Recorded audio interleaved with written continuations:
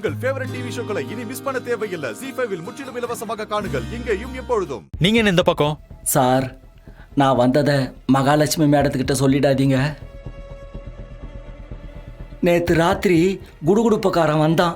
வந்து கிரகம் சரியில்லை, ஏதோ நடக்க போகுதுன்னு சொன்னான். எனக்கு ஒரே பயமாயிடுச்சு, யார்கிட்ட போறதுன்னு தெரியல. அதான் இந்த அம்மா கிட்ட வந்தேன். யாருக்கு கிரகம் சரியில்லை? எனக்கு தான். வீட்டை பார்த்து குறி சொன்னாங்களா இல்ல உங்களை பார்த்தா? அம்மா, வீட்டை பார்த்து தாமா சொன்னான். குடுகுடுப்பைய குடுகுடுன்னு ஆட்டிட்டு சொன்னான். அப்போ என்ன அர்த்தம்? குறி சொன்னது உங்களுக்கு இல்ல, மகாலட்சுமி குடும்பத்துக்கு. ஒருவேளை ட்ரக்ஸ் மேட்டர் வெளியே தெரிஞ்சிருமோ என்னமோ. சித்தி கிட்ட எதுவும் வளராம பட்டுன்னு வீட்டுக்கு வாங்க. வா.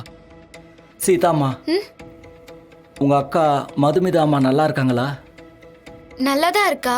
ஏன் கேக்குறீங்க? இல்லம்மா, மதுமிதா அம்மா 100 மாத்திரை வாங்கிட்டு வர சொன்னாங்க. அந்த மாத்திரையை டாக்டர் எழுதி கொடுக்காம எந்த மெடிக்கல்லையும் தரமாட்டேன்ட்டாங்க. எல்லா மெடிக்கல்லையும் ஒரே மாதிரி சொல்லிட்டாங்கம்மா.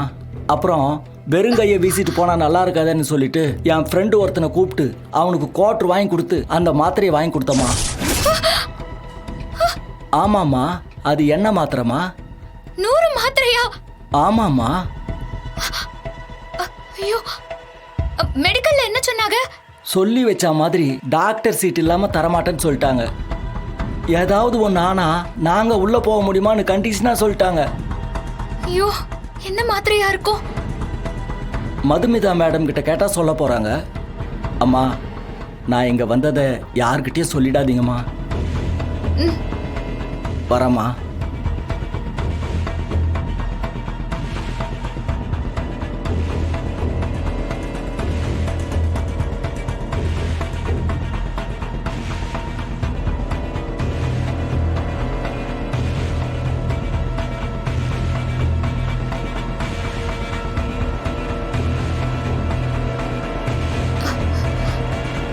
நான் ஏன் அழணும்?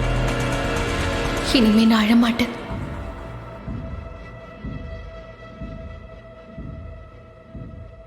இதுதான் என்னோட கடைசி அழுக.